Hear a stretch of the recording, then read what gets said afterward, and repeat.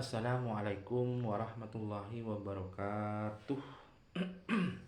Teman-teman, sahabat-sahabat semuanya, berjumpa kembali dengan kami. Mudah-mudahan dalam sehat selalu ya semuanya, amin ya rabbal alamin.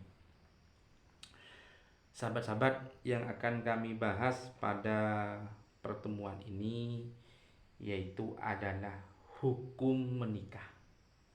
Kalau yang kemarin tentang pengertian menikah secara bahasa itu apa, secara syariat itu apa, sudah kami sampaikan kemarin, sudah kami musyawarahkan kemarin. Dan yang sekarang itu adalah hukum menikah.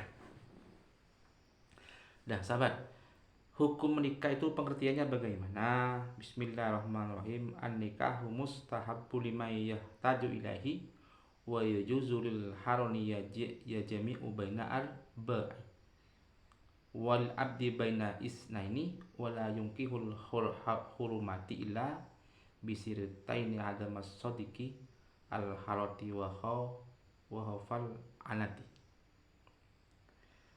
Nikah itu hukumnya sunnah.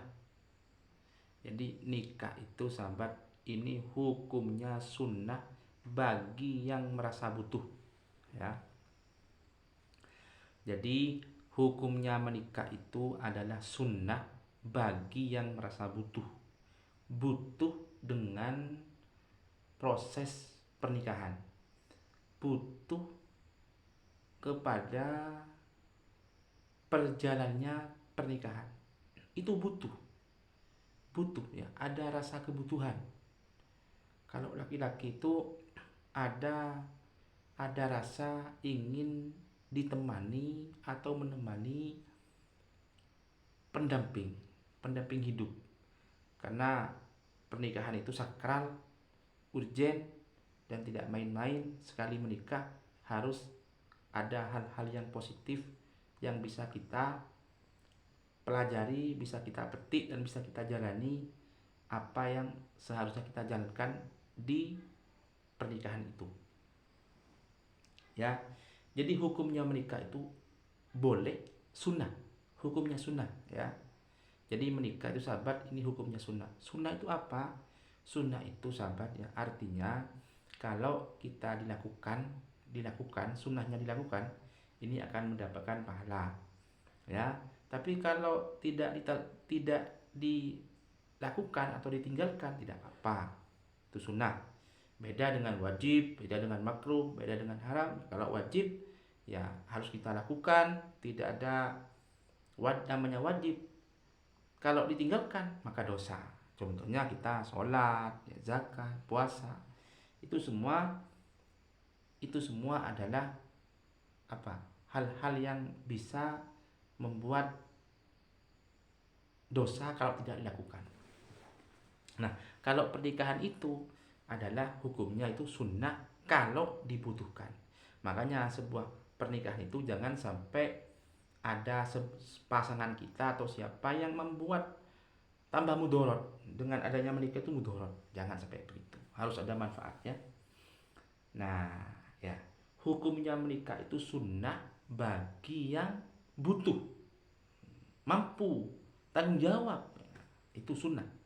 Tapi kalau menikah hanya tujuannya menyia-nyiakan, menelantarkan, apalagi sampai membunuh dan menyiksa perempuan, istrinya atau anaknya, itu haram, bisa saja haram, hukum jadi haram. Nah, terus lagi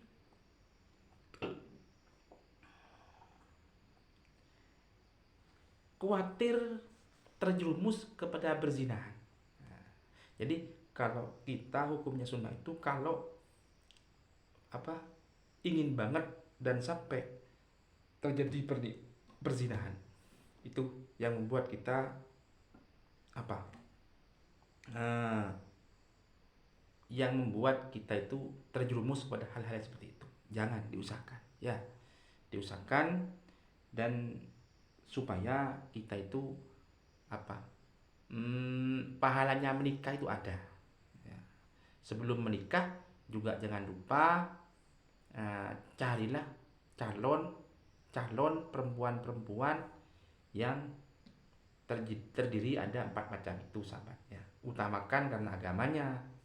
Laki-laki ya kalau cari perempuan untuk dijadikan istri, jangan cari lewat Facebook, jangan cari lewat media-media sosial yang lain. Tapi ada 4 cara, trik untuk supaya kita punya istri yang baik. Bagaimana caranya? Yang pertama adalah cara istri yang punya karena agamanya. Agamanya itu bagus, itulah ambil ya. Yang nomor 2 karena kekayaannya. Yang ketiga karena kecantikannya. Yang nomor 4 karena keturunannya. Itulah versi-versi hal-hal yang kita utamakan ketika mencari seorang istri. Cuma jangan lupa sahabat, tetap utamakan apa? Agama. Karena dengan agama, kalau dengan agama maka semuanya akan apa? Akan sukses gitu loh. Kalau agama kan tidak akan ada selesainya. Tapi kalau demi harta, ya kalau hartanya masih ada, kalau sudah tidak ada. Nah, itu ya. Jadi itulah hukumnya menikah itu boleh, bisa sunnah, bisa menjadi haram, bisa menjadi makruh, dan bisa menjadi sunnah ya. Itu hukumnya menikah. Jadi asal muasalnya hukum intinya menikah itu boleh dan hukumnya sunnah. Kalau yang dinamakan hukum sunnah itu kalau tujuannya untuk supaya kita tidak terjadi zina, dan tanggung jawab kepada istri, kepada anak-anak kita sudah mampu dan siap. Tapi kalau menikah hanya tujuannya menelantarkan, memukul, menghina, mengejek, dan banyak mudorotnya di rumah tangga itu sampai terjadi percekcokan, permusuhan, penganiayaan kepada istrinya, itu hukumnya haram sahabat. Hukumnya haram. Jadi menikah itu hukumnya haram kalau hanya tujuannya apa? Memberikan kelalaian atau hal-hal yang negatif lah kepada perjalanan rumah tangga kita. Itulah hukumnya haram. Nah, kalau makruh itu ya apa namanya? Ya jalannya pernikahan stagnan. Bisa menikah tapi tidak tanggung jawab. Makanya dianjurkan para orang tua, para wali murid, wali siswa, kalau menikahkan anak, nikahkanlah ketika sudah cukup umur ya. Jadi kalau menikahkan anak, nikahkanlah ketika sudah cukup umur. Cukup umur itu berapa? Kalau perempuan, sahabat, ya bisa umur 19, bisa umur 20. Kalau masih umur 14 tahun, 15 tahun, jangan. Itu namanya pernikahan dini. Kalau sekarang ke KUA dan ke Kementerian Nikah itu Kementerian Agama itu pun juga tidak naik, tidak boleh harus sidang dan lain-lain karena umurnya kurang. Jadi minimal umur 20 tahun, 19 itu boleh menikah. Dan itu sudah tidak termasuk pernikahan dini. Itu kalau perempuan ya.